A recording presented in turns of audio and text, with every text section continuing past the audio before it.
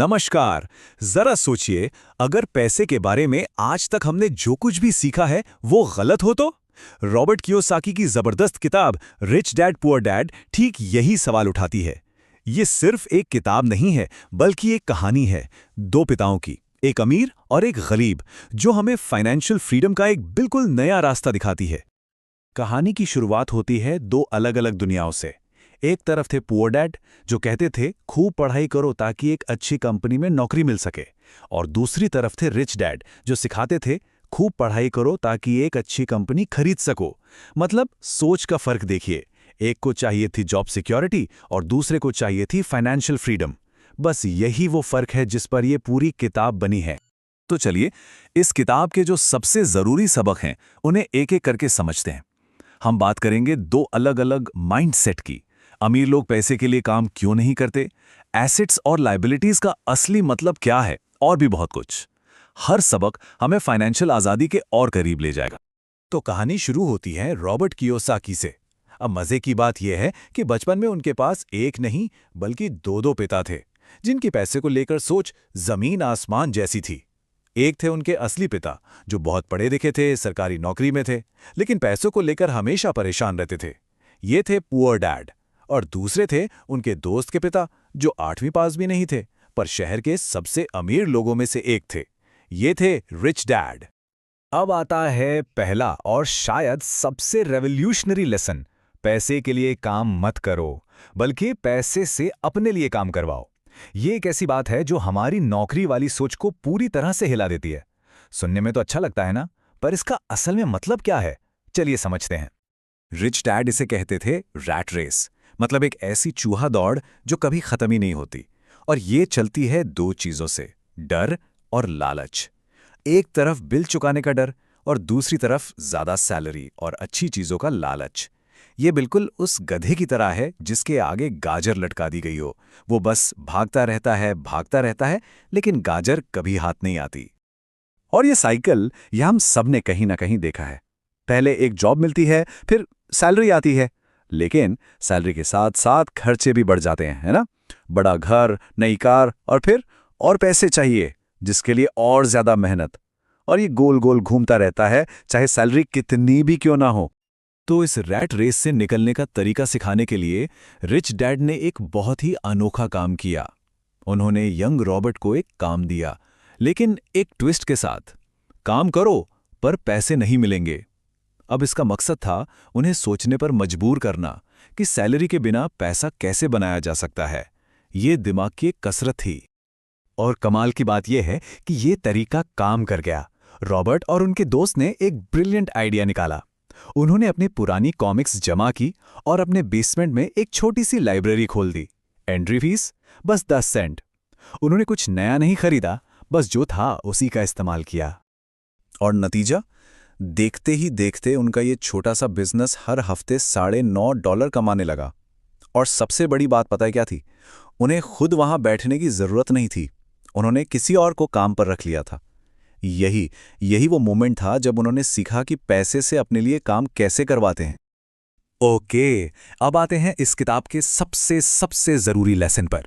ये वो नियम है जो फाइनेंशियल फ्रीडम की पूरी इमारत की नींव है, और वो है एसेट्स और लायबिलिटीज के बीच का फर्क समझना। सुनने में बड़ा आसान लगता है, पर रिच डैड कहते हैं कि ज्यादातर लोग यहीं पर गलती करते हैं।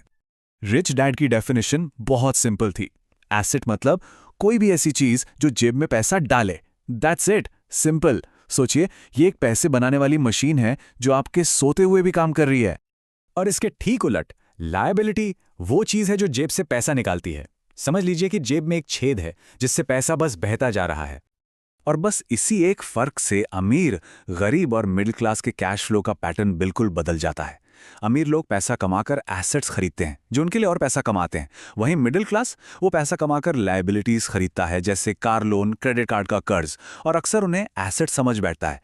रिच डैड के हिसाब से तो घर भी एक लायबिलिटी है, क्योंकि वो जेब से मॉर्गेज, टैक्स और मेंटेनेंस के नाम पर पैसा निकालता है जब तक कि उससे किराया ना आ रहा हो।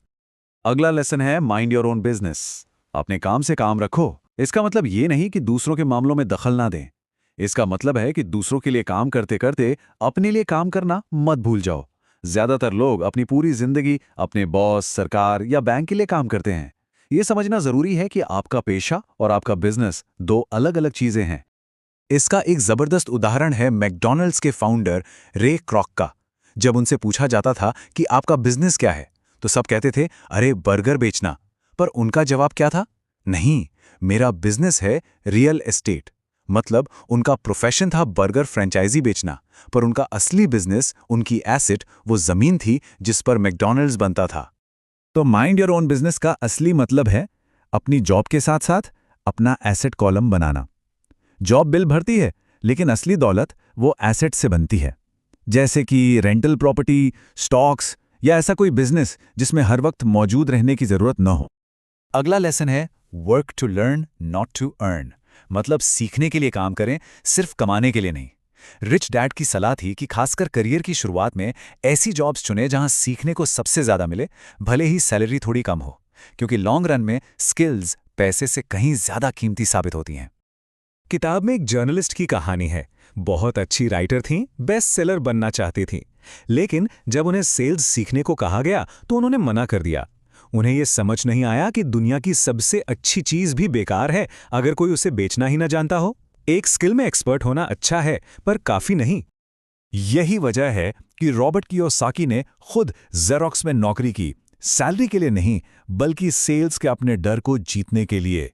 क्योंकि असली दौलत बनाने के लिए सिर्फ एक चीज में एक्सपर्ट होना काफी नहीं है, बल्कि सेल्स, मार्केटिंग, लीडरशिप, इन सब स्किल्स का आना जरूरी है। और अब हम आ गए हैं आखिरी लेसन पे। ये हमें बताता है कि हमारी सबसे बड़ी एसेट क्या है। और नहीं, ये पैसा, घर या गाड़ी नहीं है। ये कुछ ऐसा है जो हम सबके पास पहले से ही मौजूद है। हमारी सबसे बड़ी एसेट है हमारा दिमाग। फाइनेंशियल नॉलेज वो ताकत है जिससे वो मौके दिखने लगते हैं जो दूसरों को नहीं दिखते। दिमाग को ट्रेन किया जाए तो ये बिना पैसे के भी पैसा बना सकता है। असली सोना यही है। और ये फाइनेंशियल आईक्यू सिर्फ नंबर्स का खेल नहीं है। इसमें अकाउंटिंग है, इन्वेस्टिंग है, मार्केट की समझ है, कानून की जानकारी है, और सबसे जरूरी कैलकुलेटेड रिस्क लेने की हिम्मत और थोड़ी सी क्रिएटिविटी। ये सिर्फ गणित नहीं, बल्कि रणनीति और साहस का खेल है। रिच डैड के लिए दौलत का असली मतलब एक सिंपल से सवाल में छिपा था।